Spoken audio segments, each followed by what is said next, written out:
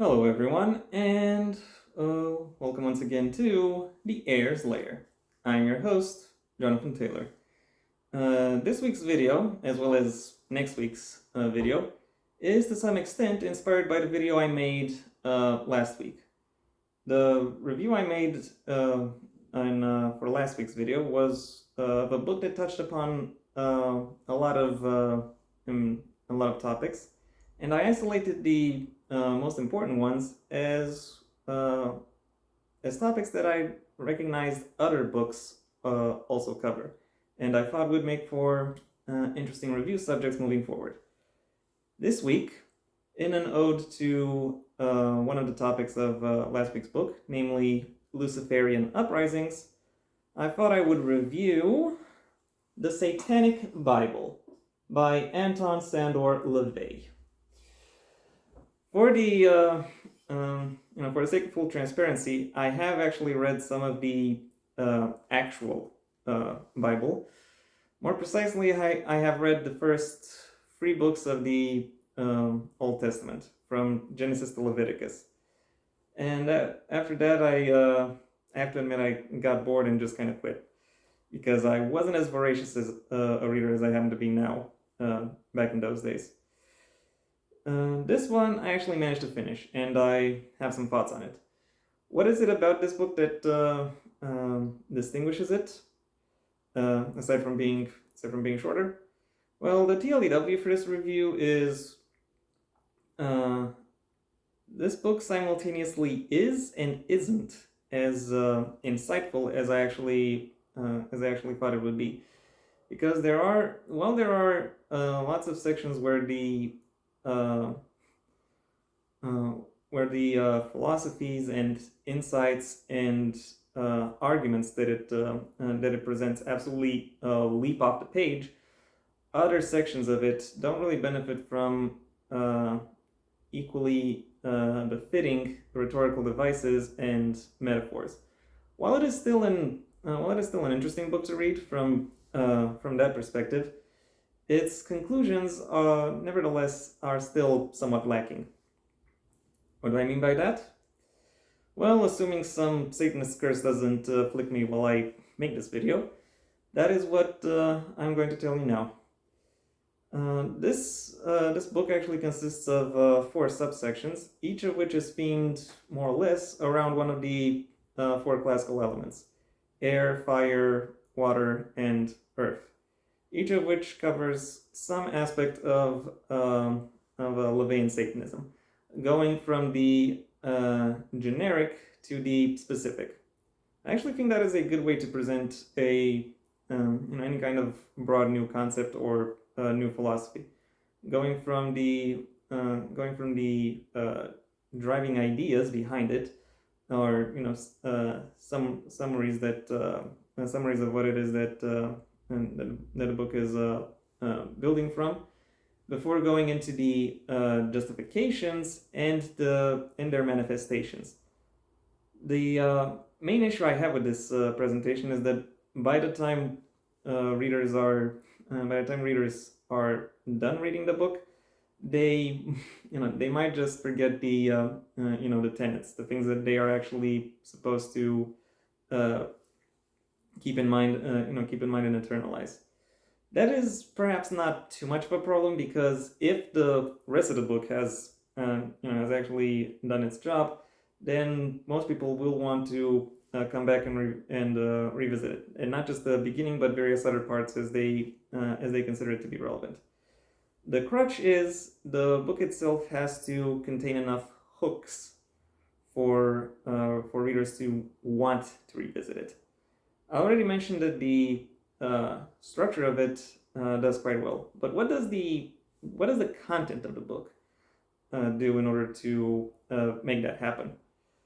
Well, the summary of the content, more or less, is that LaVey recognizes that that Christianity is built upon a duality between the material and the immaterial, and it is within that duality that it creates its moral framing. and sets its limits on what is right and what is wrong. LaVey obviously challenges that not necessarily that framing, but rather the conclusions to which the church arrives. First of all, by challenging these conclusions directly, proving them therefore wrong, before going on to dismantle the arguments upon which they are built and establishing his own.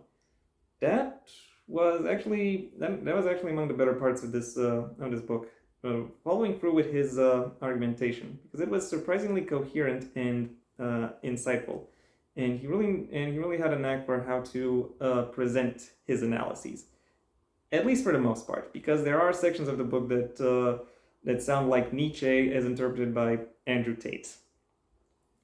Still, what really shines through is that clarity of focus and that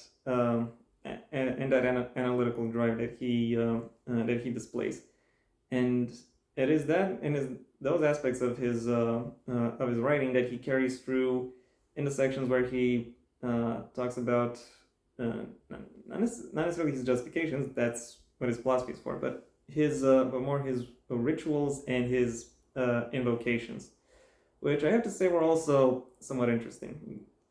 Seeing how he chooses to translate his philosophy into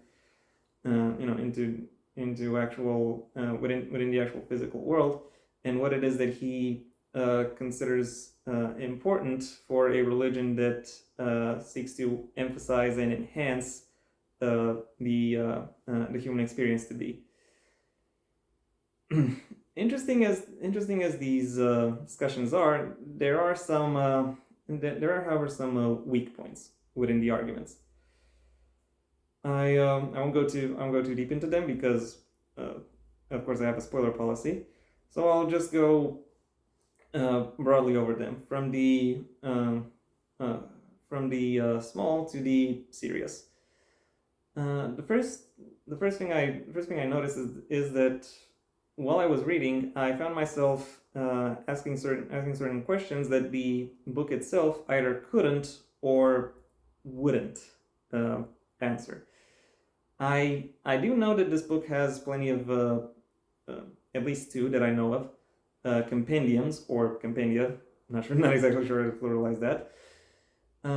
So some of my answers might be included in one of those, but still that really only moves the problem rather than addresses it, because there are some things that I would have expected this book to have, or that I would have considered necessary for this book to include, which didn't. The second point I want to address, and that really comes more through, given my background as an Orthodox Christian, Orthodox Christian. Namely, I'm not sure whether or not LaVey's critiques are aimed at Christianity as a whole, or at the specific subsections of Christianity that he has encountered over his lifetime. Because if you look at one or the other, well, it soon enough becomes apparent that there are some gaps within his critique points. But again, these are just the small issues. A more serious issue that I've identified, or that might just be an issue with my reading experience of this book, is that while the philosophy that he presents is expansive, I ultimately find it to be incomplete because of how much it relies on countering the Christian dogma. It kind of doesn't really stand on its own if it doesn't have that context to it. It comes across more like a parody or attack religion rather than its own self-sufficient metaphysics system. That might not be an issue for other people, either because they don't consider this book to have the problem, or because they don't really care about that particular problem. Given there are plenty of Levian Satanists, I would almost say worldwide. However, I still noticed it, and I can only grade my reading experience, and it soured my reading experience, I have to say. Overall, while some of the targeting of this book is scattered, the actual insights and analyses that it does manage to present, it does in a very eye-catching and insightful manner, which at the very least makes this book a very memorable read. My final rating for the Satanic Bible is a 4 out of 5. And that was my review. Thank you for your attention. If you enjoyed it, well then please leave a like, maybe even share this video wherever you think other people will like it as well. If there is anything you'd like to add, either to the book or to my review of it, that's what the comment section is for. And if you want to see when my next video gets released, well then please subscribe. And ideally also ring the bell or do whatever else YouTube will ask of you in order to keep you notified. My books, the first of my very own Heir to the Empire series, The Next Generation and The Path Not Taken, are both available at various retailers under their respective links in the description down below. Right past my social media links, which I also suggest you check out, should you choose to. Additionally, you have the option of supporting me on Patreon as well, where you can, depending on the level at which you pledge, receive various perks, such as early access to my videos and scripts, both for this channel and my second one. Because yes, I also have a second channel, like pretty much a lot of people these days, where I talk about whatever it is that interests me in that moment. Until next time, I'm Jonathan Taylor, and this has been the Heir's Lair.